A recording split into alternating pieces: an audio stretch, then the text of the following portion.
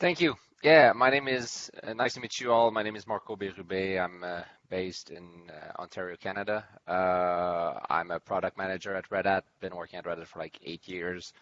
I'm a product manager for migration tooling. So I work on different migration tools to help customers migrate to OpenShift from all kind of angles. So let me share my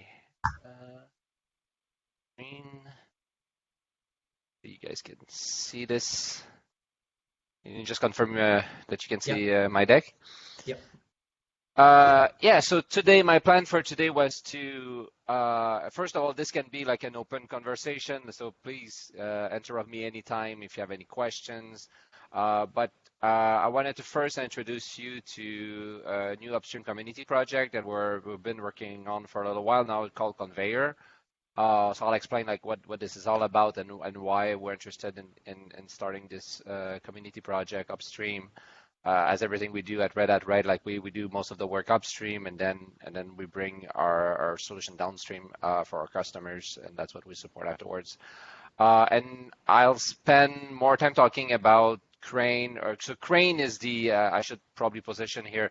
Crane is the upstream name for the solution, and MTC, or Migration Toolkit for Containers, is the solution that is downstream that you guys would install from an OpenShift 4 cluster, as an example.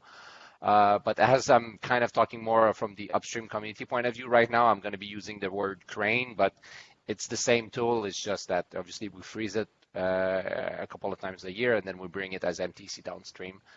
And I'll talk about the current solution that we've been actually Crane 1.0 started about like 2.5 years ago, I think now. And this solution has been built to help our customers. Our mandate was to help our customers migrate from OpenShift 3 to OpenShift 4. And that's why we built this Crane tool, or MTC tool. And since we started that, we got all kind of requests for a similar tool, or for this tool to be used for other use cases outside of just like OpenShift 3 to 4, right? Eventually, we believe one day, like everybody will be on OpenShift 4. That's kind of the plan. So after that, that's why we're already working on the future of Crane, which would be a Crane 2.0 or an MTC 2.0 version. So, and we're very early days there. So, but I just wanted to share with you as well what we're taking and the lesson learns are of what we've done with Crane 1.0, and if you guys would be willing to give me some feedback on if you think we're on the right track. This is actually good timing because actually we feel like Crane 1.0 is kind of fairly mature now, and it's great that that's the right tool to help you migrate from OpenShift 3 to 4. But I would be interested to know, for example, if what we have in mind for Crane 2.0 and the use cases kind of you think makes sense for your organization as well in the future.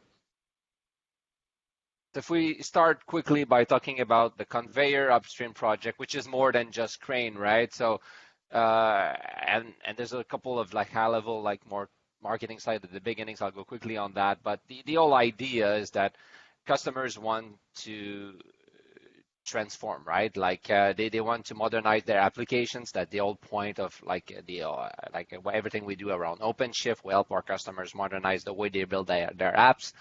But the challenge that we're seeing, we're kind of seeing similar challenge in all the organization we work on is I need to modernize my apps. That's easy to say, but like how do I start? Like what are the tools that I should use to actually bring my apps to OpenShift, not just from an OpenShift 3 fashion, but even like my legacy applications or all the applications that I might have running like on VMs today and more traditional way. Like how can I actually transform that and migrate that to a more modernized platform?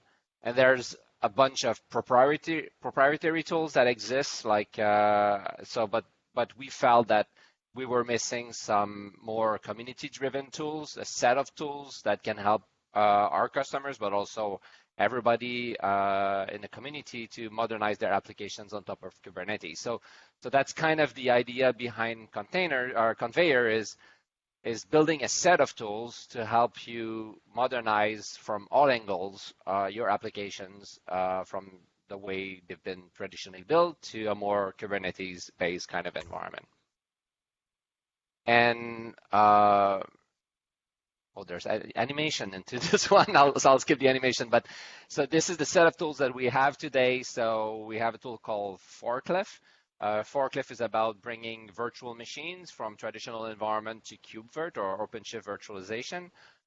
We have Crane, which is about rehosts of applications from one Kubernetes cluster to another Kubernetes cluster. We have Move to Kube, which is more about replatform. So from all kind of from Docker or from Cloud Foundry or from all kind of other platforms, like we feel like Kubernetes is now the number one platform that everybody wants to move to, but people have started on all kind of direction originally. So, but how then do you get back to Kubernetes if you started on just Docker Compose or Cloud Foundry as an example? So this is the tool that would help you to do that. Tackle is about refactoring applications. I'll talk more a little bit about that. And Polaris is how to measure actually that once you have migrated to Kubernetes, that you're actually more efficient in the way you are improving your apps and modernizing your apps. So if you would look at this like a traditional like approach to the modernization discussion is, I think it's actually Amazon that started that, like the 6R approach, right? Like rehost, replatform, refactor, retain, retire, repurchase. So the idea is like what they are suggesting and what we're doing more and more with our customers is like if you look at all your current applications today, you should decide like if you want to modernize those apps, like which one of those apps should be rehosted, which one of those apps should be replatformed or refactored, or should be repurchased or retire or retained. So that's kind of the idea is if I have 100 apps or 1,000 applications that I need to modernize or that I would like, so Tackle is kind of the tool that we are building to help you actually do this analysis and help you understand from what your existing environment, which one of those apps are better fit for rehosting, replatforming, refactoring as an example. And this is an early project, only been going on for a few months, but there's a lot of interest and a lot of engineers now working on this project. So we're hoping this will actually get picked up and improve significantly in the next couple of months.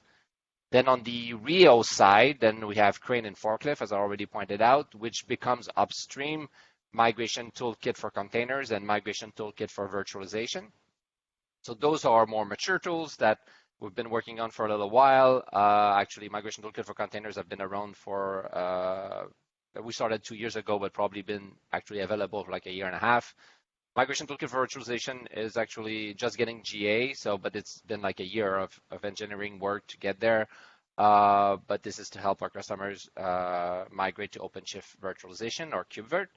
And also the Tackle project is aligned to the Migration Toolkit for Application, which helps you review your code and modernize your code to run your application on top of OpenShift.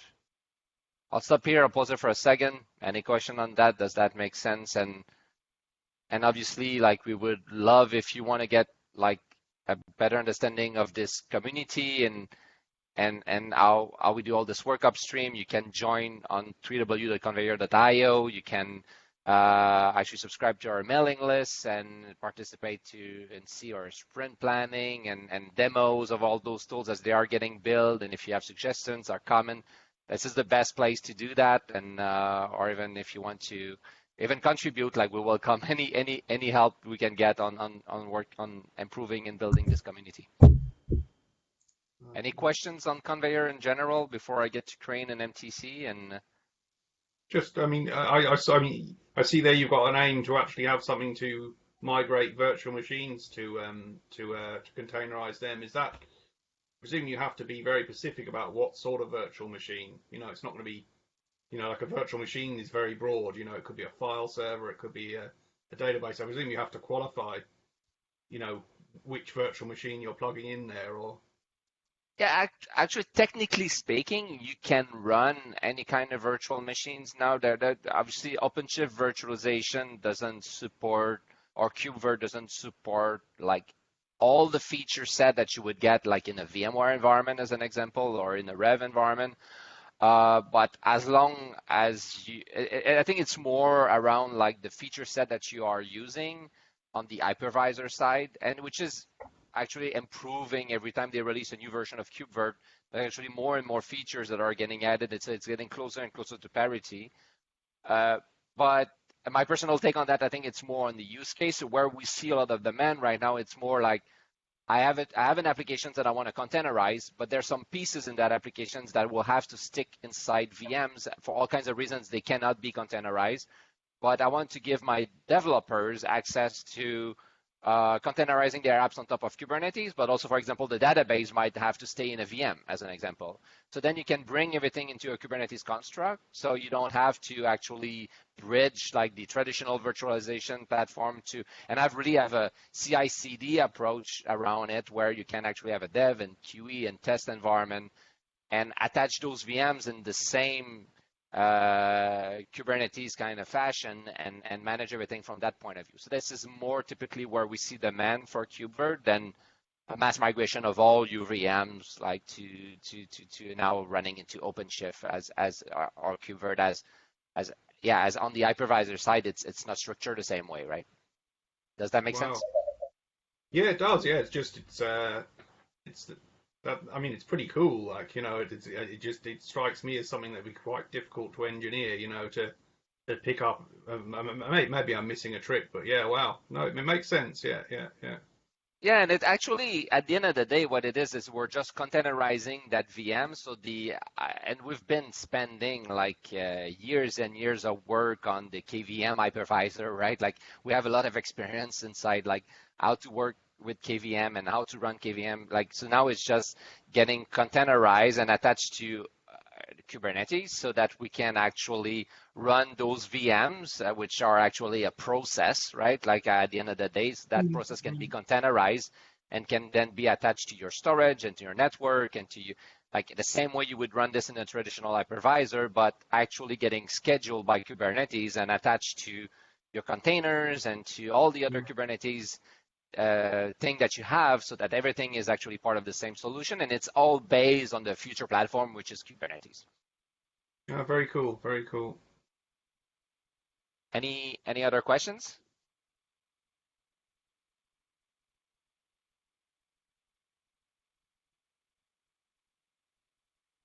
No, not for me.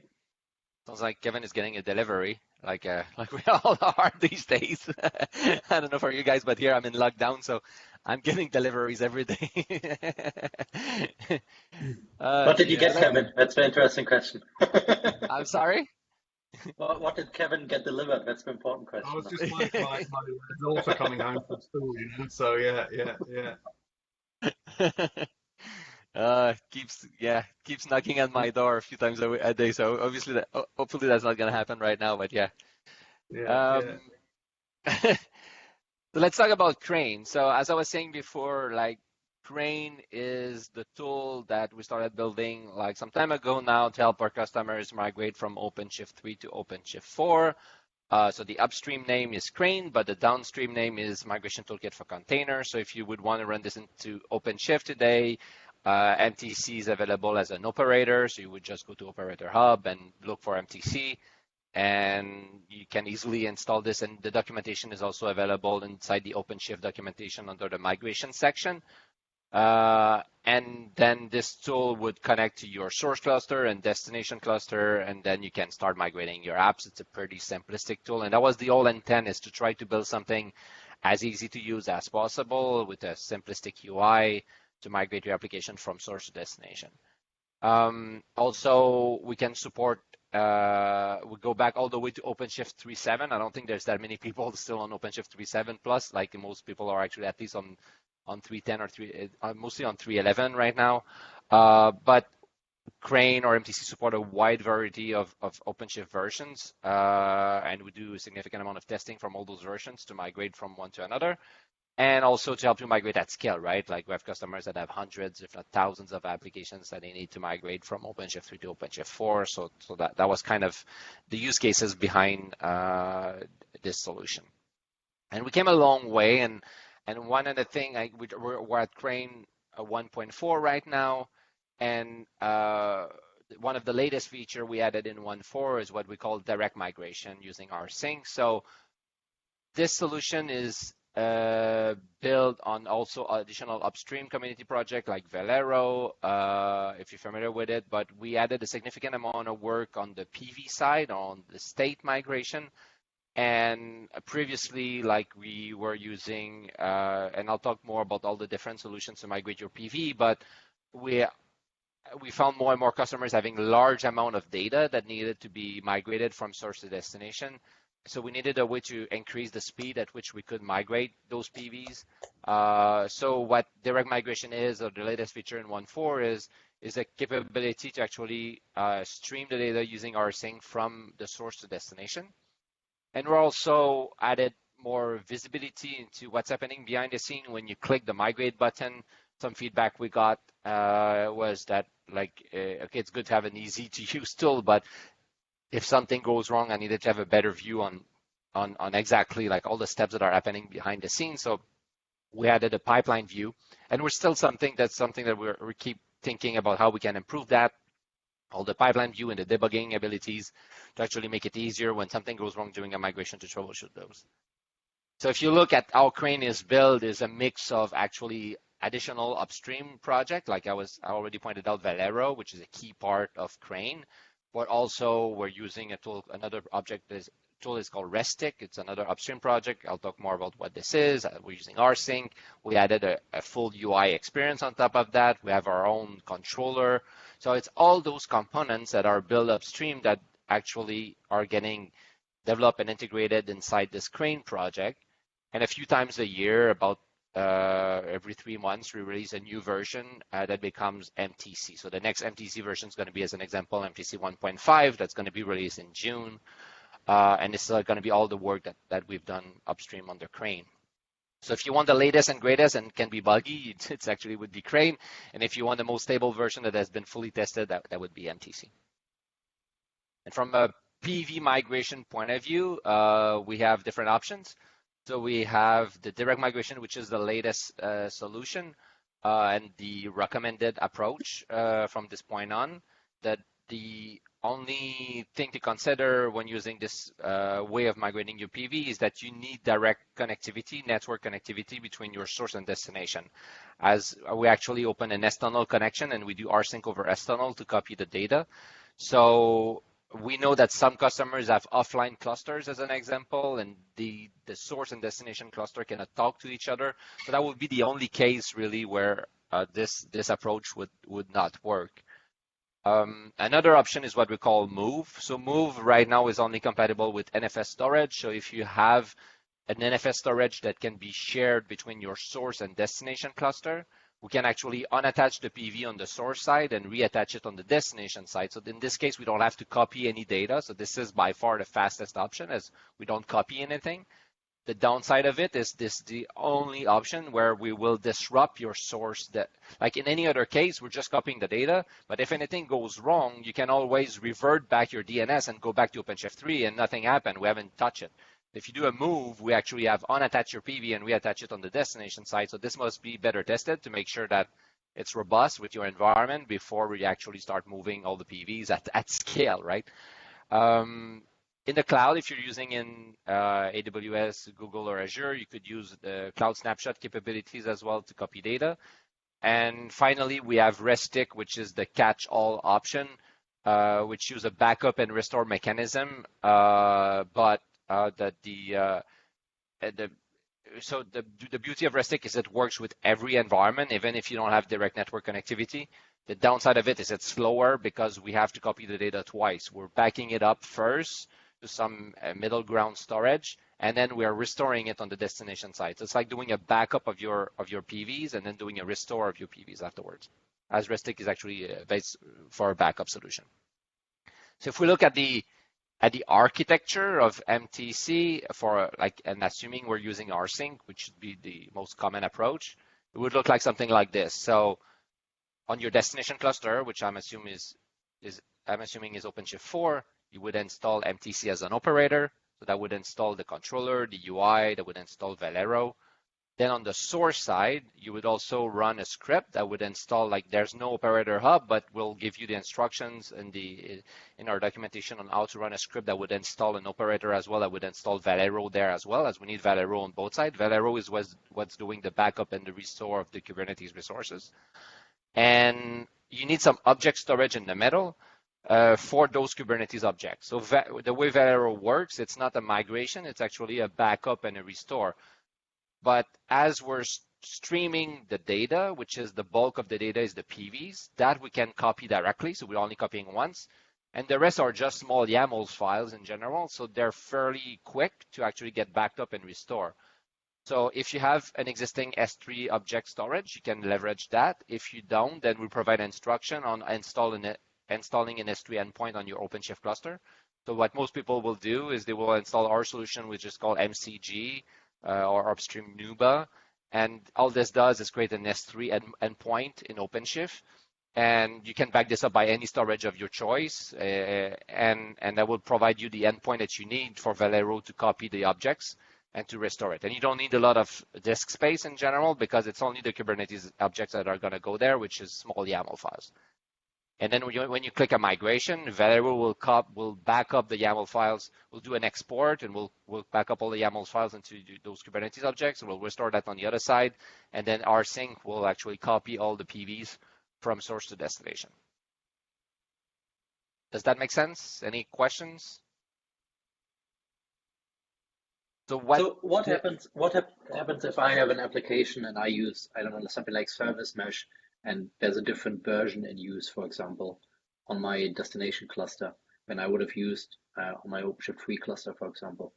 So today, and that's actually a use case that we're trying to solve in Crane 2.0 that I'm going to talk in the future, because today this doesn't do any in Crane 2.0 we're calling this transformation, but in Crane 1.0 we don't have that capability. We're just doing a backup and restore, so there's no real logic.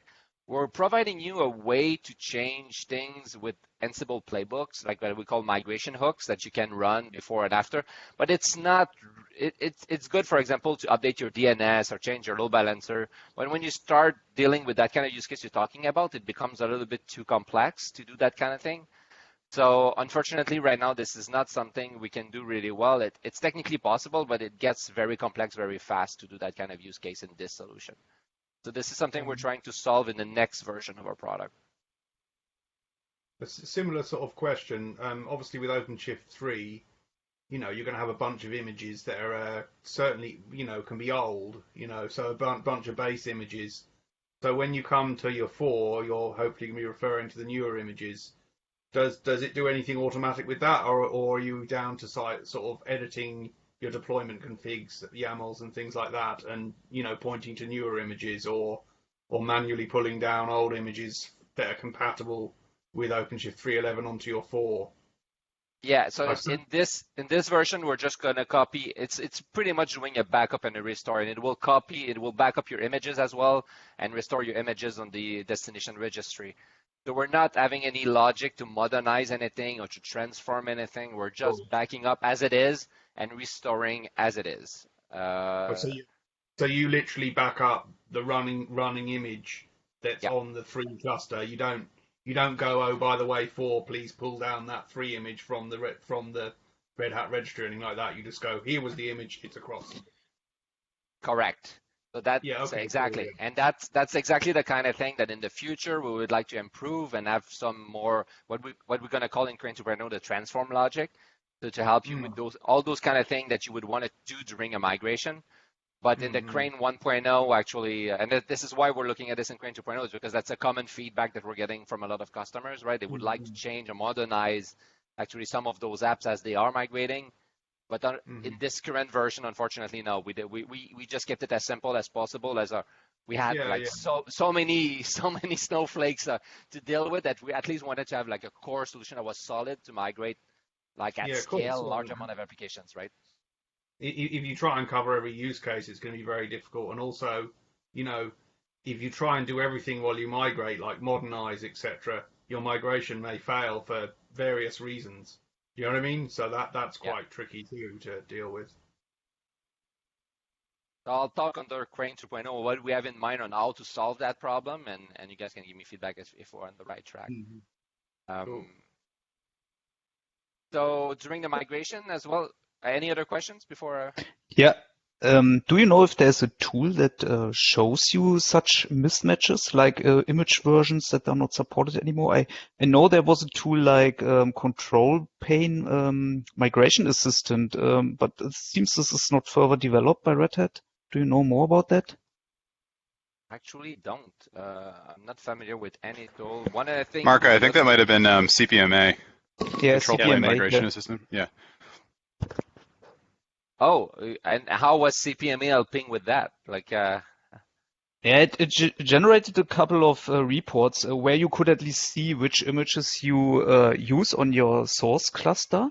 Not sure if it, or at least it pointed out that certain images are not supported anymore on OCP4.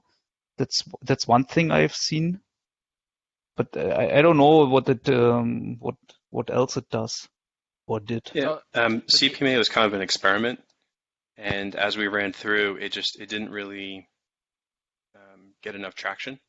And the other point too is that the problem domain was so vast of 3 to 4 in control plane settings, because 4 had a different approach to it, that it turned out that there wasn't really a lot of value in CPMA beyond the reporting piece. Some of the reporting pieces had a little bit of value, but on CPMA, we had no knowledge of the destination cluster. So we wouldn't actually be able to tell you what images don't exist in the destination cluster. We could give you some kind of hints on things that we suspect might have been deprecated. And we tried to do some of that, but it was kind of like a best effort that we attempted, and we didn't actually see anybody using it.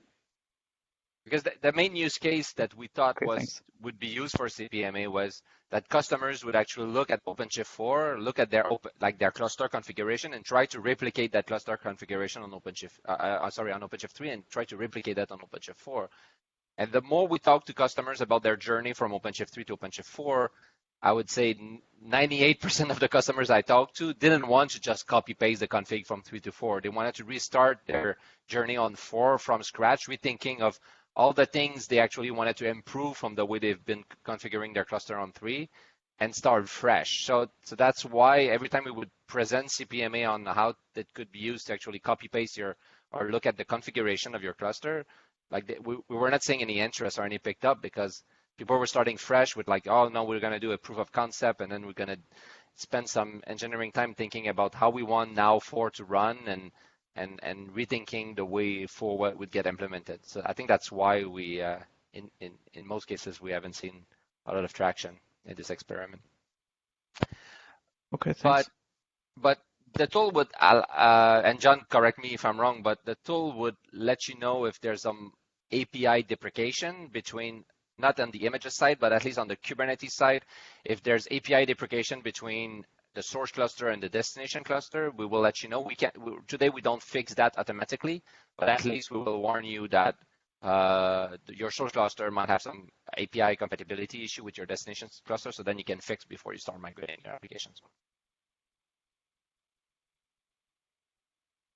So when you migrate in the tool, you'll have a stage and a migrate option. So what stage does is pre-copying as much of the data as possible. So for example, like in the case of rsync, we'll run a rsync once, so all the data will get pre-copied. So typically customers would do a stage during business hours as an example to pre-copy as much of the data as possible, and then only click the migrate button like during their maintenance window. And when you click migrate, then it's at that time we'll run like we're just going to copy the delta, so all the things that have changed since the last time you've done a stage. So like rsync will run again if you're using rsync, and we'll just copy the files that have changed. And then we will at that point quiesce the app, scale down the application on OpenShift 3, and start the application on OpenShift 4. So this allows you to reduce the amount of downtime you have. So there's still downtime involved, unfortunately. Like there's no way to actually completely remove the downtime, but there's still a lot less downtime as you can pre-copy as much of the data as possible and only do the final migration during your maintenance window. You guys, I would show you a quick demo of how the tool works. First, can you see my screen with the YouTube demo? Is that? Yes. And I'll share the link afterwards. Can accelerate that. So yeah. So when you are in MTC, you will see the resolution is better. Okay. So on the cluster, you would actually configure your source and your destination cluster, right? As I was pointing out, so you just need to add your credentials. Then you would have the replication repository on the left side, which would just allow you to configure your S3 endpoint for Valero to be able to copy and to back up and to restore your Kubernetes images. I'm just going to accelerate that a little bit. So this part is easy. So, and once you have your cluster and your replication repository configured, then you're ready to create your first migration plan. And the migration plan is just a list of namespaces that is going to get migrated inside a maintenance window. So I would pick a plan name, a source cluster, a destination cluster, an S3 endpoint that I want to use. Then I'll pick up the list of namespaces that I want to migrate in that plan. So here I only have 3, but you guys could have like hundreds of namespaces. So you just select the one that you want to add to the plan. And then the tool will bring up all the PVs and all the details of those namespaces that you need to specify how you want to migrate those. So on the persistent volume, then you have options of if you want, as an example, to copy those PVs or move them. So this is where move would be available. If you have like an NFS backend, you could use move. If you don't, then, and if this NFS backend obviously is connected to both sides. If not, then you would generally copy your PV. So this is what I'm going to select here. And then I will do a file system copy, but if I was in the cloud, I could do a volume snapshot as well. So this would leverage the snapshot capabilities inside the cloud provider. But in most cases, if I want to do a direct migration, then I would do a file system copy. I have also the options to verify the copy. So that would do an MD5 checksum at the end to validate that nothing changed during the migration process. This significantly slowed down the migration process, obviously, as we need to do this checksum at the end. But for some people, it's a mandatory thing to do that. Then if I have direct connectivity between both the source and destination cluster, then I can do direct migration for my images and for my PVs. So there's some prerequisite for this to work, right? So you need the network to be open and also need a route to have access to the image registry. And I need to be able to see that from my source to my destination cluster. But if those prerequisites have been implemented, and this is clearly defined in our documentation on how to do that, then this will become available, and then I can leverage the direct migration capability.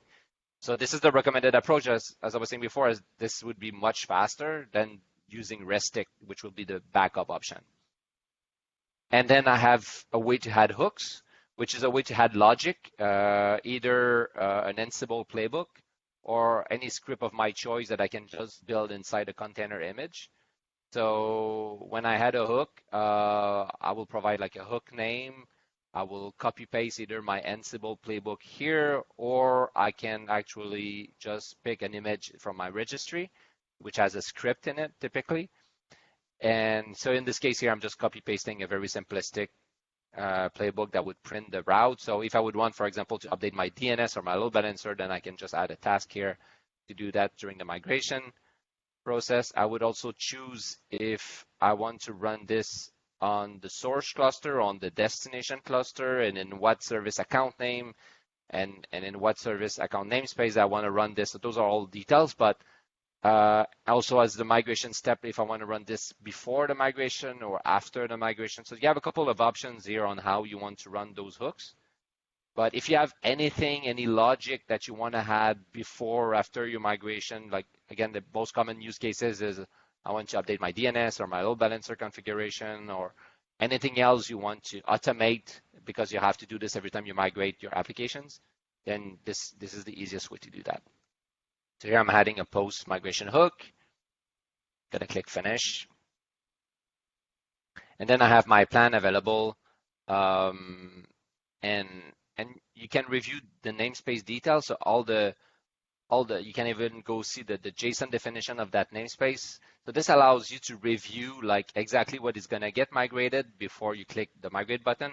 So we've seen, for example, some customers with never done any cleanup of their namespace, any purging. So they had like 800 images attached to a namespace and then trying to figure out why is it so slow to migrate that namespace.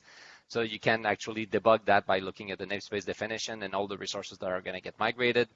And then I could click the stage button or the migrate button. So if I click stage, we're just going to pre-copy the data. And if I click migrate, then we're going to do a final migration. So I don't have to do stage. In this case, I'm doing just the final migration right away. And I have a choice to either halt the transaction. So I'll pause here for a second. So this checkbox here allows you to decide if you want at the end of the migration to quiesce the application on the source side and shut it down, and then start the application on the destination side. If I uncheck this, then this allows me to test, as an example, my migration, as I would do a final migration, but I will not scale down and quiesce the app on the source side. So there's a chance of corruption if I do that, because we don't scale down the application on the source side. Like, I have no 100% way of to be sure that the data is not going to get corrupted, but at least I can test my migration on the for side by doing a full copy of my apps without interrupting or doing anything on the source side. So in this case here, as I'm doing a test or a demo, I just uncheck that. In most cases, you would keep it checked because you would want to scale down your app on the source side before you start it on the destination side. And now the migration will start. And if I want to have a look at what's happening behind the scenes during this migration, this is the new pipeline view that we have implemented in 1.4, and that keeps improving every release. So here, that's where you see like all the steps that are happening. So the backup, the image migration, the direct volume migration, and at the end, the restore and the cleanup. So, and if there's anything that goes wrong, that would give you like a resource ID that you could actually go troubleshoot on the Kubernetes level or hear from the debug view available in the tool. Does that make sense in a nutshell for everybody? Any questions? Yeah. Just one quick question on the storage. There's the sort of staging storage. Could that just be a local volume on, say, your 4 Ceph storage, rather than the S3? So we need the S3 endpoint. You can just install MCG and back this up by any storage of your choice, but we need the API. Velero needs the API to talk to. So what we would recommend is you install MCG. It's a very simplistic thing, and then you just back this up by the PV of your favorite storage that you have. Okay, so you could just use. I could just use a PV somewhere. Yeah. Yeah. Exactly. Okay, yeah. Cool. Yeah. So here as well, like, and I'll provide the link. This is our best practices guide. So, sorry, I'm trying to. Hopefully you guys can see this, but outside of just, sorry, go ahead. Yeah, we can see it. Okay. So outside of the just the official documentation, we have been documenting upstream, like because our documentation, like, it's a product documentation, right? So if you go to the official doc, you'll learn how MTC works and what each button does and how to install it and so on. But a lot of questions we were getting is more like, how do I start planning my migration? Like, what are the right steps, right? Like, and the typical step we've seen with customers is it goes higher than just, like, if I'm migrating from a lot of applications from OpenShift 3 to OpenShift 4, I need to think of how I'm going to migrate that, how I'm going to deal with my DNS and my load balancer and so on. So this is the planning section, right, that would describe all that. Making sure you do a health check on your source cluster and destination side to make sure everything is in good condition, because we've seen customers, as an example, trying to migrate, but their source cluster is so oversubscribed and their storage IO is so bad that it takes forever to migrate, right? So having some kind of high-level health check, making sure everything is in good shape before you start migrating makes sense. How do you install MTC and do some basic testing to make sure everything is ready to go? How do you run your migration at scale, and how do you troubleshoot when something goes wrong if you want to understand exactly behind the scene how Velero works and all the integration behind the scene? So there's a lot of very good information there to help you plan and execute a migration at scale that is not really part of our product doc, as it goes a little bit outside of that. So I would recommend having a look at that when you start thinking about migrating from 3 to 4. I just wanted to share that in the chat. here's the link in the chat of the best practices guide as well. Go back to this here. So before I get to the future of Crane and Crane 2.0, any other questions on Crane 1.0 or MTC or your journey from 3 to 4? Sorry, a couple of quick questions. So with the Kubernetes resources, when we're migrating those, can you define which ones you want to pay attention to and which ones you might not? No, so in Crane in this first version it's a full backup. So and with no logic. So this is exactly the kind of thing that we want to address in the future. But right now we're just doing like a full sample backup of all. It's like doing an export of all your resources, and you're re-importing the resources as is on the destination side, unfortunately. Yeah. So it kind of assumes a big bang migration, not But we needed to start sample because like we really like it was like there's so many variation of that. So this is exactly why we're starting like a new way of doing things in the Crane and the future of Crane. I'm going to talk about in a minute on Crane 2.0 to address those kind of more complex use cases. We're seeing demand for that, right? Exactly what you're describing. How can I change something during my migration or modernize it or remove some resources or do all kind of thing? And this is exactly what we're going to solve in Crane 2.0. But the current version we have today, unfortunately, cannot do that. Okay, cheers. So actually, yeah. So let me know if we're missing something in this future thinking of Crane. Right now, we're just really early on this new version, so we don't have a date yet on when that's going to be available. Obviously, first we need to design and think of like, are we on the right track? So please let me know if there's anything, and then we'll do proof of concepts and testing. So even if you guys want to participate in early bits of this, and that would be good to do that upstream, probably in a few weeks, a few months from now, and Crane upstream, you guys could participate as well there and help us out if you want to test this out. But some of the lesson learned, right, from Crane 1.0 is, first of all, like, one thing I didn't point out in Crane right now today, you need cluster admin privileges to migrate. So one common thing we get is like the cluster admin saying, like, I don't want to do those migrations. I would like my developers to do those migrations. So this is something we need to fix in the next release. And we started to try to fix this in the current solution of Crane 1.0, but that got very difficult. So this is why we pushed this to a new architecture of Crane 2.0 to actually solve that problem.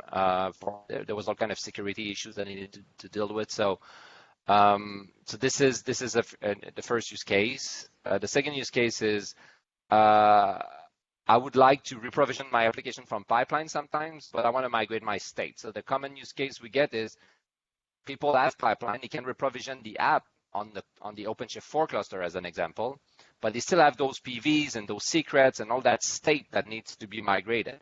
So we're trying to provide a way that some people could do that. So if you have a way to reprovision from pipeline from source your application to a new cluster, how can you actually leverage the tool to just migrate the state without migrating all the Kubernetes objects with it and all the definition of your application? I would like the opportunity to improve my current situation, and this is like a big bucket of exactly what you guys have been asking for. So I want to transform my app. I want to modernize it I want to change some Kubernetes resources. I want to change anything during the migration process. So we're calling this transform in this Crane 2.0 process. So this is a very common use case. And another thing that we found in Crane 1.0 is it's a very easy to use tool, which that was the whole intent behind the design. We wanted to make a UI, super simplistic UI to use and to pick up namespaces and click migrate. But we found that by doing that, we made it a little bit more difficult to troubleshoot without having all the knowledge of exactly what's happening behind the scene on the Velero side, and everything is based on OpenShift CRs and so on. So we're trying to make this a little bit different in the new design so that it will be easier to troubleshoot actually when something goes wrong than the current version.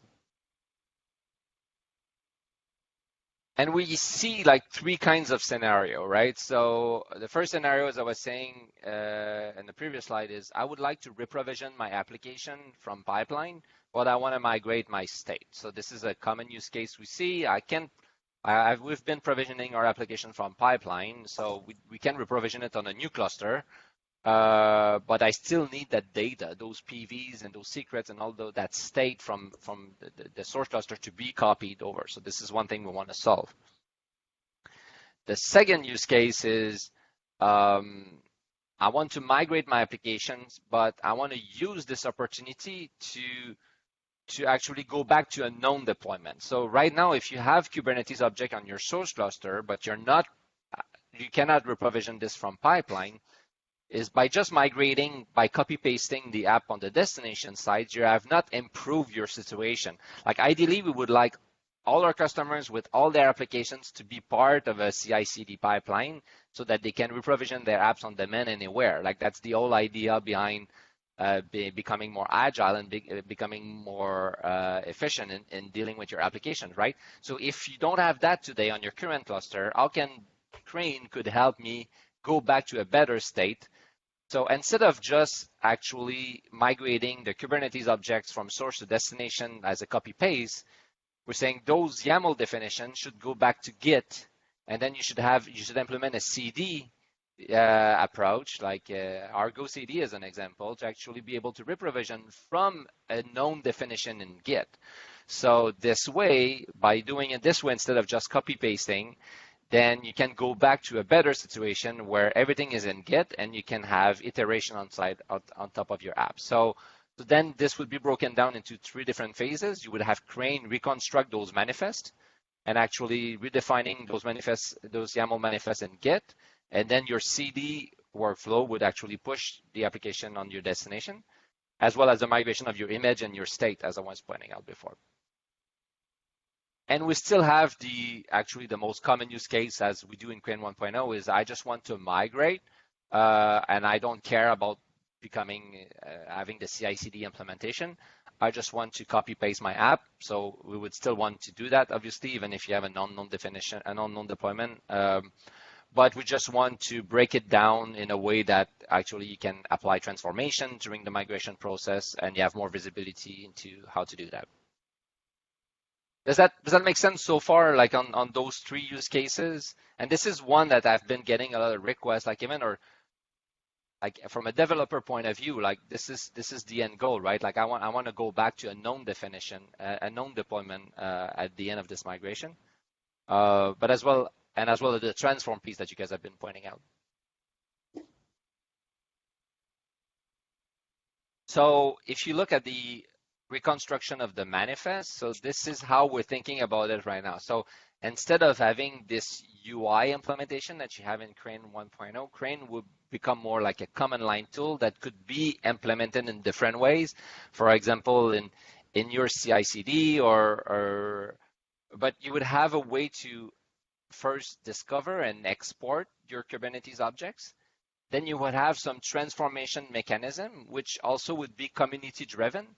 So think about this, and this is something which we don't know exactly how this is gonna look like, right? Like we're looking at different solutions for transform right now, like John, like JSON patch. What are the 3 solutions we've been talking about for an hour yesterday? Customize, JSON patch, Starlac. So, but the whole point is like it's not that much just the technology of how transform would be applied. Is like what we want to make sure is we have a community-driven way, as Kevin was saying before, right? Like this becomes a snowflake kind of thing. There's a lot of possibilities of things I would want to transform. So we would want to transform a little bit like if you're thinking of Ansible, right? You have those Ansible modules that actually behind the scenes are code, right? That actually, but you implement this just by using a module that does that transformation. So we wanted to implement this in a similar way where community-driven, we could have transform mechanism to do all kind of use cases to transform your applications. But this would actually have to be some kind of module that would be available online that can then be applied to my Kubernetes definition and re-injected into Git on the other side so that I can push it. And then after that, my CD would re-implement this on the other side. So this way, at the beginning, it would start simple, but if you with the community, we think we can drive like a better implementation so that we don't have to build everything in a private way in the tool, like this needs to be open as there's again a lot of different use cases that could have to be transformed for all kind of different purposes. Does that make sense? Any questions about that?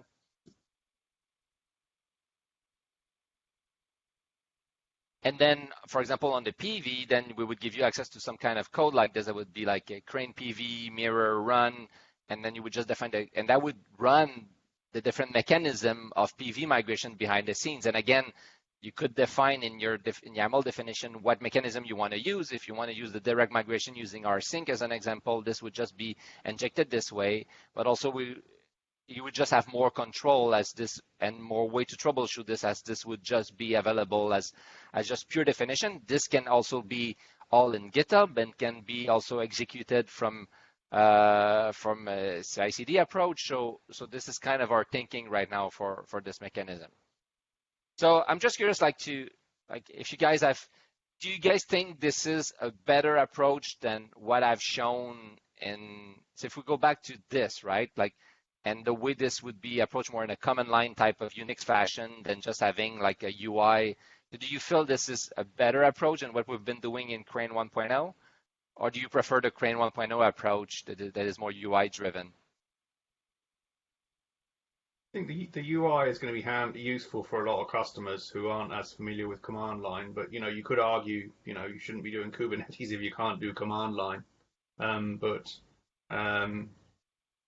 It's hard to say. I mean, obviously with the command line, you're going to get a lot more power as well, and a lot more ability to script and. But these modules would have to be developed, right? Because the current approach, to me at least, feels a little bit like I'm throwing shit against the wall and I see what sticks, and then the rest I have to migrate right by hand. That's sort of like how the approach currently feels. And if I can throw a little bit more shit against the wall and a little bit more sticks, I would feel quite happy about it, right? If I have more modules available that make that a little bit easier, even though it might be a little bit more difficult to use. But like making it a priority for it not to be requiring cluster admin rights, like I would say that's number one, right? Because if you have 6, 7, 8, 9 clusters with hundreds of people working on it, I don't want to be the guy having to do that for everyone, right? For 1 or 2 people, that obviously doesn't scale very well. But then thinking about like having more options available for actually making stuff happen, like I would absolutely appreciate that from my point of view. Because I had another question to ask for this. When we think about the UI, what if we gave you a UI where you have the same kind of experience, you have the MTC. Behind the scenes, though, we compose the pieces with a pipeline. So these pieces, like the crane export, crane transform, all that, if behind the scenes, maybe we create a Tecton pipeline that has a different steps that got to execute. Inside of those steps are these commands that we have an opinionated way to use them. And we get that going for the migration. So from the UI, the first thing you have is you go through, just as Marco showed you, and it does the migration. And then maybe you find out and say, hey, that didn't work for me, I don't like that. If behind the scenes, if it was a Tecton pipeline, and then you could look at the pipeline, you could say, okay, that pipeline had 7 steps. And it turns out I want to do one transform at step number 5. And then you modify that, and then we have a way to save maybe that configuration. So then in the future, as you go through your UI, you click, and you go, it's running what we seeded it with, and then your changes on top. That's ace. That's definitely a very strong idea. I mean, that reminds me of the on IBM's AIX years ago. There's a thing called Smitty, which was like this ASCII GUI, and you could do all sorts of crazy stuff with the I/O bus, with everything. But there was always an option to look at the command that you generated. So, you're going through your big, massive, huge IBM server, you're looking at the I/O bus, doing whatever, and then there was this option to show you the command. So you could always get like a junior Unix administrator to become very senior very quickly because they could see all the steps that it generated. So yeah, I think that's a very good idea. Especially if you can then interact with it and change it slightly.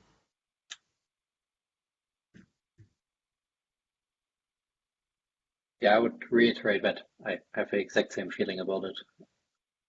I think especially here we have a lot of people on board that are already familiar with Tecton, for example, and doing a lot of that stuff like on top of OpenShift. So in that round, I think that would work quite well.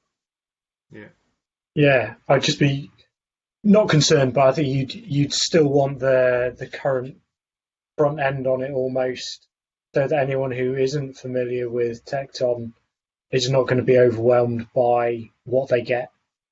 You know, if they just want the very simplistic view of, you know, select what I'm migrating, select how I'm migrating it, and then hit and go, they still have that option and opportunity.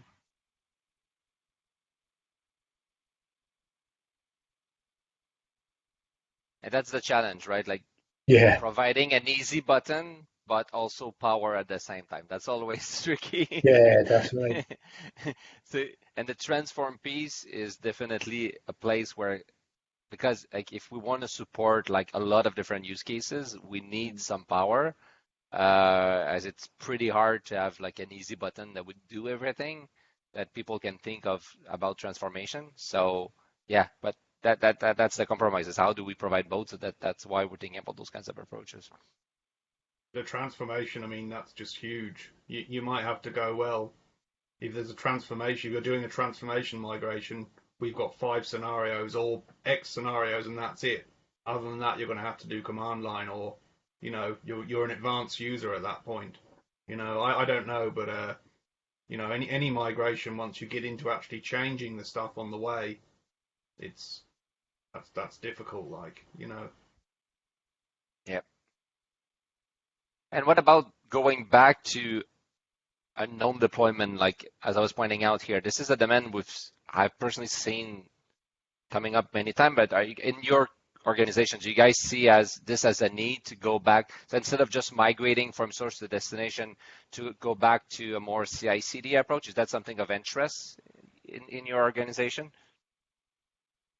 Yeah, so just here, are you effectively using Crane to try and construct CI/CD for your existing situation and then migrate it that way? Is that what's happening? Just explain again what's happening here. Yeah, so the idea is like for this scenario you would need, like, let's say your destination cluster is OpenShift 4, right?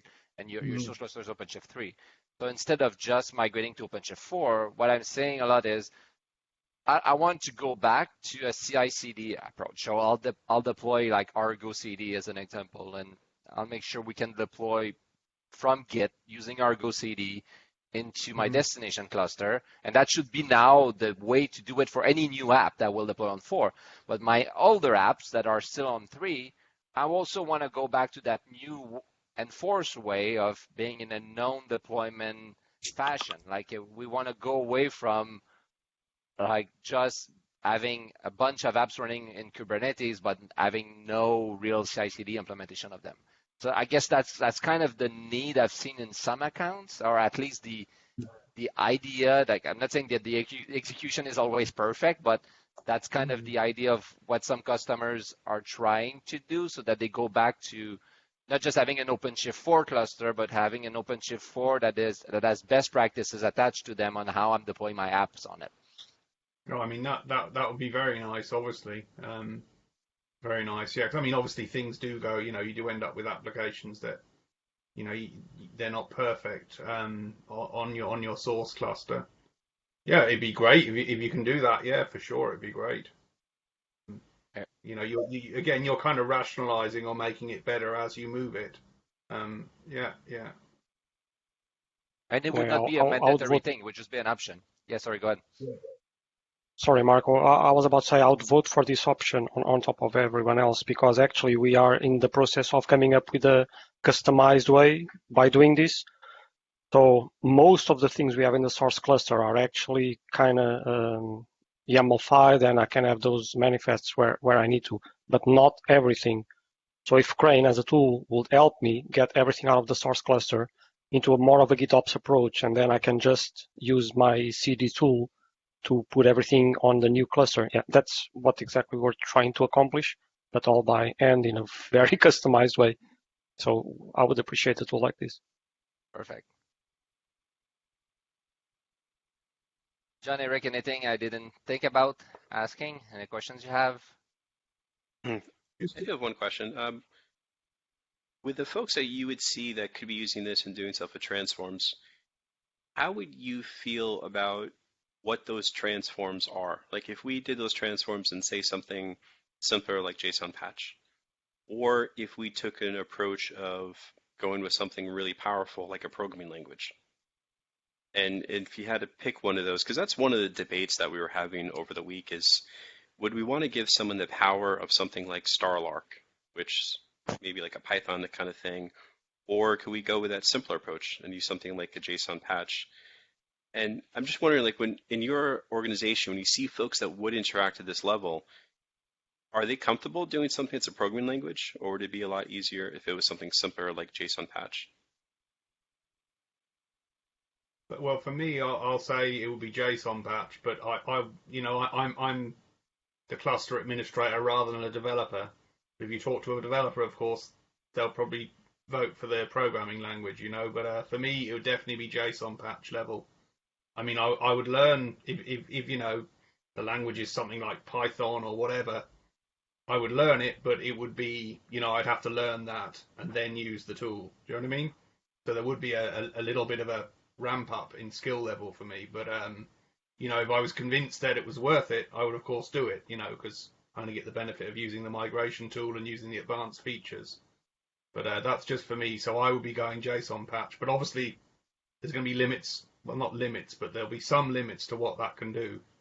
But that's just me. I don't know about anybody else.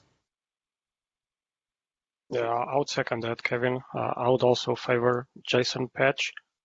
Although I'm kind of still trying to figure out how good it would be to actually have these transformation steps as kind of like tecton tasks, and then I could just run a pipeline in between and just do all of the transformations, either in sequence or even with some parallelization necessary. But that's too complicated. But yeah, I'll go for JSON patch. A really rough thought on the transformations. Rough thing is that Crane would export stuff to disk, so you'd have those YAML files on disk. And you would have the actual resource, whatever the original source is. It was something like OC export kind of thing. So you'd have all the YAML, it's on disk. Then Crane would also tell you, these are the transforms I want to do for every single resource. So it would also write out on disk and would say, this is what I intend to do for this particular resource, how I want to transform it. So it could be a separate YAML file that maybe has a few lines of JSON patch in it. And then there would be another piece that could apply it. What we wanted to do is to make everything very obvious and transparent. So you can look on the disk and you can say, this is my source. This is the transformation I'm going to apply to it. Tweak it if you want to. And then you apply it. Have a functional kind of approach. This way you don't really mutate the original. You always just take the original, take the transform, and then create the other output. That's the rough way we're kind of trying to do this. And then we're thinking inside of it, if we can get something that's easier than a programming language, like a JSON patch or whatever, maybe that would be good. Do you guys see anything else that you would use when you want to tweak things that you think would be a good thing that we should consider? I'll include it in the same way. I just learned about a tool that does JSON patch on YAML files directly, which is cool. So I don't need to convert to JSON. I just play with YAML files. The beauty about it is that since YAML is a superset of JSON, I can actually do more than what I could be doing with JQ.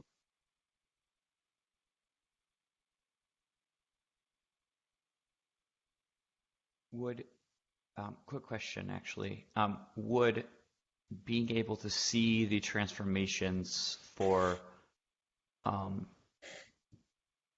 each file that you're moving across, for each resource that you're moving across, would that be beneficial, or would something that's more generic and saying something like, for this set of resources like X, I want to apply this transformation on it? Would you find it useful to break it down by resource, or would something that's more generic or higher level be of benefit? Or both, I guess. Is both an option? Personally, I would like to see the detail. Obviously, I suppose, a summary somewhere and then the detail somewhere as well. At least the option to see the detail, because that's going to be, when things go wrong, that's what you're going to, or when things aren't quite right, or, you're debugging it, that's what's going to save you, is the detail, or that's what's going to get you right back on track. But that's just my opinion.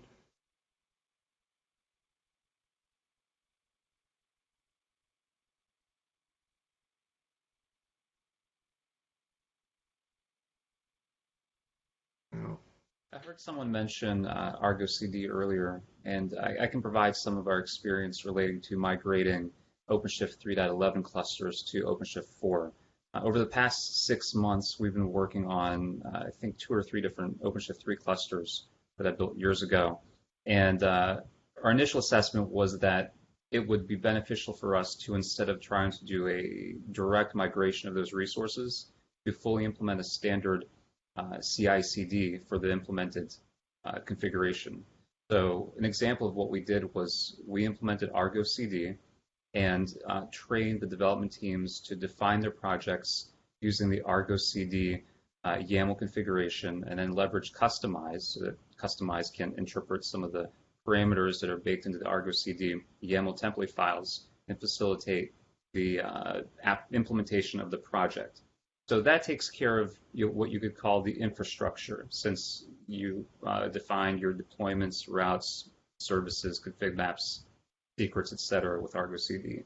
The next step was getting people to use Tecton pipelines, since Jenkins isn't a part of OpenShift 4 anymore.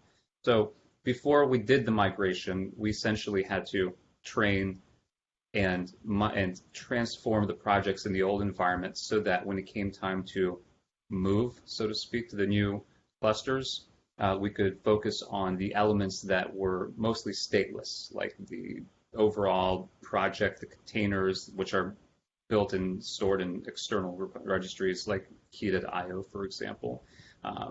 For the specific details of the contents of persistent volumes, that's where we just had to take a manual approach. So in some cases, we had to do manual database transfers from like one MongoDB instance to another one, or one MySQL or whatever. In other cases, we just made determinations of whether we needed to even keep the data and just start net new and then coordinate cutovers, which basically related to the external routes that somebody needed to point to coordinate a time to go from one to the other. But the key for us was going to the source projects and saying, have you fully implemented continuous integration, continuous delivery into your project definition? If you haven't, here's a good solution for it. Argo CD has become our preferred platform for that. And then we've also spent a lot of time integrating Tecton pipelines once a project is deployed to facilitate the iterative, redeployment of changes as developers commit their code, build images, and then pull them in, and then spin up, the updated containers. That has allowed us to complete the migration. I think we have like one more, and it's working well. And what the benefit for us was that when we got to the OpenShift 4 environments, we also had a group of developers who were now fully, brought up to speed with utilizing tools like Argo CD and Tecton, so they could just continue their work with less friction and essentially future-proof any of their efforts. This is very interesting. This is exactly what we're trying to get to. But you kind of did manually what we're trying to make better with the Crane 2.0 approach. I'm curious to know, what tool were you missing during this journey? What was the most painful part that you would like a tool to help you with in doing that? From my observation, the teams had to manually redefine all of their templates in a given project. So literally everything that defines a deployment or deployment configuration, route, service, config map, secret, anything else that I'm missing here. They had to edit that YAML file, all those YAML files, and then add some of the syntactic sugar that makes it work well for Argo CD, and then figure out what Customize does, and then integrate with the repository, which my architecture team has set up as a central source for marshalling configuration through Argo CD and applying it to OpenShift, new OpenShift clusters. They had to learn a lot of this stuff and just do it by hand. So there was no automation for it, but I guess I would consider that one of the painful aspects, which was the manual reconfiguration of template files to make them compatible with Argo CD. And that's because we use Argo. I mean, somebody else might use some other tool that does that work. And there's interesting aspects of this. We couldn't just do a full lift and shift where we say, you team, you now have to go to Argo CD and Tecton pipelines immediately. They couldn't do that. We had to just pick and choose and be like, all right, first off, let's define our infrastructure in an external system that can apply a project with the execution of a single command line. Argo CD solves that. That's great. We had teams that had been leveraging, for example, Atlassian Bamboo. I don't know who's used Atlassian Bamboo here, but it's sort of like a much fancier version of Jenkins. And as an intermediary step, we had to install the customized binary on the Bamboo remote agents that they use for their builds, if only to facilitate the translation of the parameters that are baked into an Argo CD YAML file into the resultant actual YAML files that are applied using the OC command lines when the project is provisioned in some way. So that was kind of like a weird half step going through Bamboo before we could train them to just move their actual pipeline work into Tecton. In case anybody's wondering, we did have some issues with Tecton pipelines only because it's so different. It's just philosophically different than how Jenkins works or even Bamboo. But I think the benefit is that once developers understood that, they're essentially just defining container definitions that do work. So everything that needs to get done, whether it's a SonarQube scan or Veracode or some other gate in that process, it's just spinning up containers that do something and then they get destroyed. And sometimes the containers spin up and then provision a PV that lives for a little bit so that other containers can store stuff in there and review the data that's collected through the pipeline process, make a determination about quality of the gate steps, and then either fail or let you go through. So Tecton's quite different. I don't argue with developers who are like, man, this is hard. It's like, yes, it is different, so that's okay. So stuff like that, like for your product, if you can help maybe automate the translation with, say, preferred tools like Argo CD and facilitate the transformation of, say, Jenkins to Tecton pipelines, that I think takes a lot of that manual effort away from the developers who are also still in the middle of trying to deliver features in the next sprint. Their job isn't really building all that stuff. They still have to go back and write the code for the product. Anyway, my 2 cents. Just to ask, we've got a lot of Jenkins, and we've got a Jenkins DevOps person who looks after all that. Just from your experience, did you have Jenkins at all before, or you mentioned there to migrate from Jenkins to Tecton, is that right? Yes, in some cases we're migrating from the internal OpenShift Jenkins to the internal OpenShift Tecton pipelines. Okay, yeah, and is there an absolute hard for you? Was there an absolute hard requirement for that, or was it just nice to have? It's a hard requirement because Red Hat doesn't support Jenkins and OpenShift anymore. Florian, correct me if I'm wrong. Okay, right. That's okay, yeah. Well, I mean, you can still do Jenkins, right? No one is going to stop you from that. But if things go wrong, there's nothing, I suppose, we can do about it. And I think we've been saying that for the last year, right? That our preferred way is Argo, and I know that Murph and I are both in Ireland pushing quite hard for that. And I think most of the Irish OpenShift customers are actually running, Tecton. And Argo CD currently, like, as a combo. Okay. Because, like, we don't see Jenkins like as the future in the Kubernetes space, right? And we don't want anyone to be left behind and invest more time in a technology that's not going to be valuable in the future. Sure. Okay, no, fair enough. I mean, I can talk to the Jenkins guy. Yeah. But I know it's hard, right? You have been investing like 10 years in a technology, and then you have to say, you know what, it's time to let go and do something else, and invest time as well, right? But the question that I would have for Steve is like, what was the time commitment for these teams to get a rough idea to implement something like that? 2 weeks. Okay. So, and we looked at it use case by use case, not we're going to teach you how to do this and then you go figure out how to apply it to your product. It's let's pick a product, let's pick a microservice and transform it.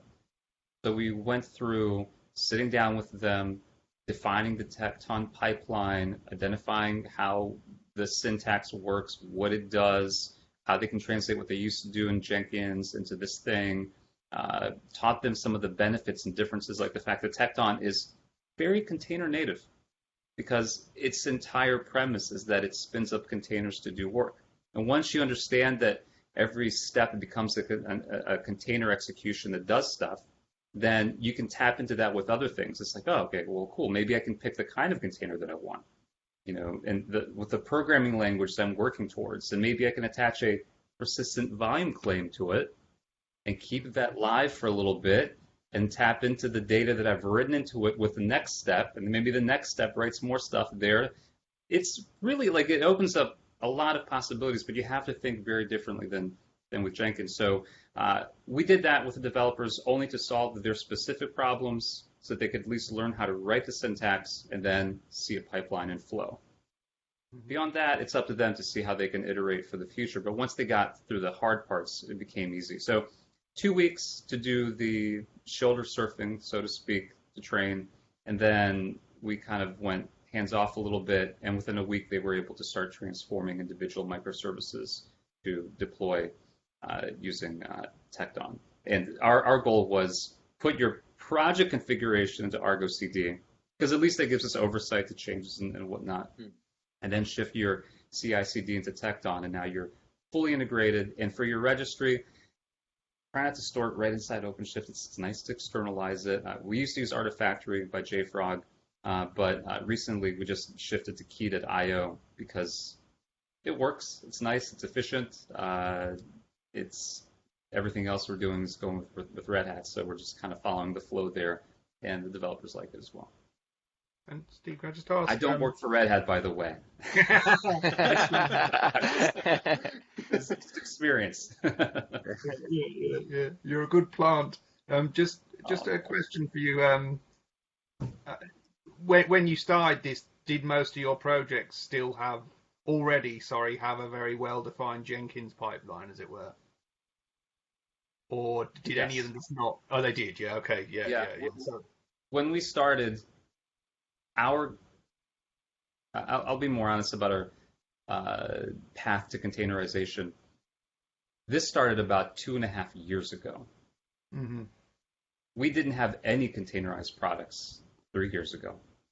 Mm-hmm. And it took all of 2019, for example, to get people to attend the Red Hat road shows and start seeing some of the demos. One of the first road show that I went to in Baltimore, Maryland, I don't remember who was co-sponsoring with Red Hat. It might have been Missouri, some local consulting company, and they used Code-Ready Workspaces, but it wasn't called Code-Ready Workspaces because that wasn't a thing yet. This was, I think, still Eclipse Che. And they said, if you're developing a Java application, you can write your code in Eclipse Che, commit it, trigger a webhook, build an image, and then since you're running it inside of your OpenShift cluster, communicate with the OC and command line to redeploy the image, and then you connect to Jenkins pipelines, and you have your Jenkins pipeline definition file in there. And it was really cool. And they were like, oh, this is kind of fascinating. Before this, I used to have to, install Java on my local workstation, commit my code, and then build it at some point into a jar file, and then build a job in Bamboo, and you're connecting to all these different tools. They saw the promise of kind of bundling it together. That was 2019. By the end of 2019, we were already in full swing with products and deep development. And in 2020, we started launching stuff. And now in 2021, we've got live products in different environments. We have a huge lead gen and e-com platform that's starting to take on customers. But I expect that by next year, it will be doing like most of our business transactions through that platform, fully running in OpenShift. Cool. Just a comment and then probably a question to you, Steve, as well, and everyone else. We kind of had a similar journey, so we started 4 years ago. Unfortunately, or not unfortunately, but one of the side effects of that with multiple programs is we ended up with a lot of snowflakes. Almost every program has their own Jenkins, their own way of working their Jenkins with their own way of having their pipeline. with their own way of handling the Kubernetes manifest, with their own way of handling configuration. So it's the same company, different programs, and they're kind of like very different companies. And this is kind of like my question, getting to my question.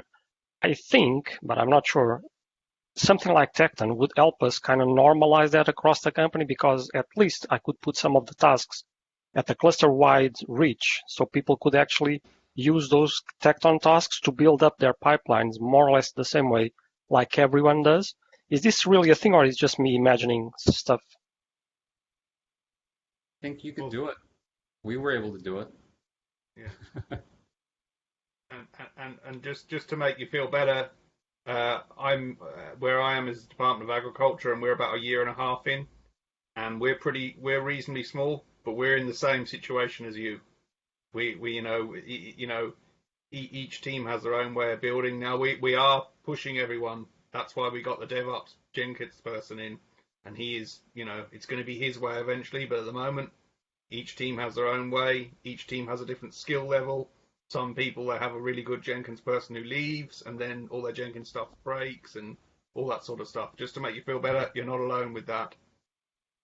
Yeah, and I don't think it's a negative. I think it's just the way things are, because teams want to move as fast as they can. They, like others have said, the teams need, the application delivery teams, they need to focus on delivering the features for the business, and everything else just kind of becomes secondary. So if a team finds an easy way to do something, and we always follow the path of least resistance, that team is going to go that way. It's just that without, and it's not control. Don't think I'm searching for control. What I'm thinking is getting from the platform mechanisms that allow everyone to share things, to reuse things more easily than with all of the Jenkins pipelines, some declarative, some in Groovy, some like that. At least in Tecton, everything is a YAML file. It seems it's easier to share. Well, consistency is probably the most important part, and this is where IT can help lead by example. Like I would say, have all the lead engineers and managers read the Phoenix project, get to the end and understand why we should have DevOps integrated into the entire business, and consistency and speed of the pipeline is the most important thing, because code that has not been deployed to production is a work in progress, and that is bad. What we had to do was, towards the end of last year, we started a CI/CD initiative, literally just focused on defining how do we do CI/CD here. Keep it very specific with a single goal, which is to show a proof of concept of a preferred way of deploying our code.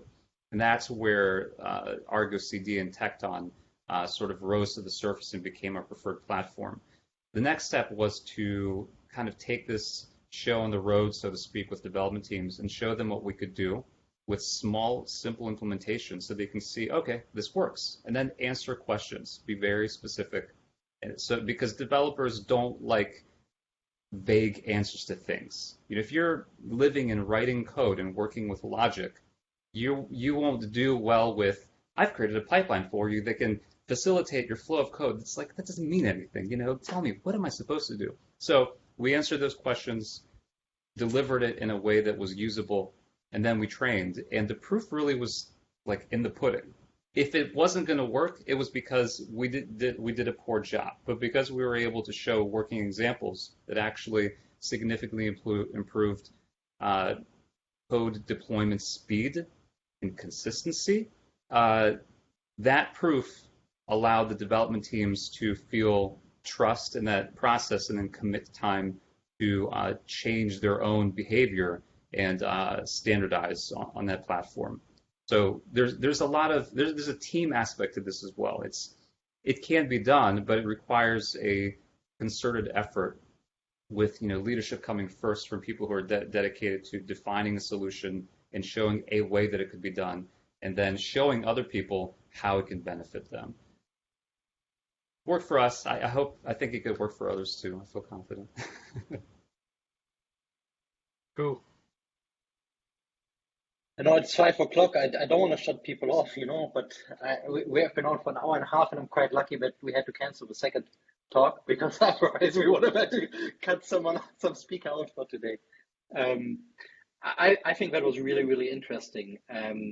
I don't know, guys, if you want to hear more in detail from Steve, maybe the journey that they went through, I can maybe ping him and just give him a slot for the next meeting and get in more detail. So I'm just signing Steve up now from my side. But I think that's really interesting, right? I know in the first meeting, the guys already talked about what they did with Argo CD and their pipelines, and that was quite interesting. So maybe it's worth just having 30-minute slot going in more detail, kind of like what your journey looked like, Steve, at your company. I'm not sure if I can name it publicly, so I'm just gonna say it that way. 14 West, it's not a problem. I mean, it's a private company. There's no issues there. Actually, I'm not really even the person you really want to speak with. My DevOps architect, Robert Evans, is the guru.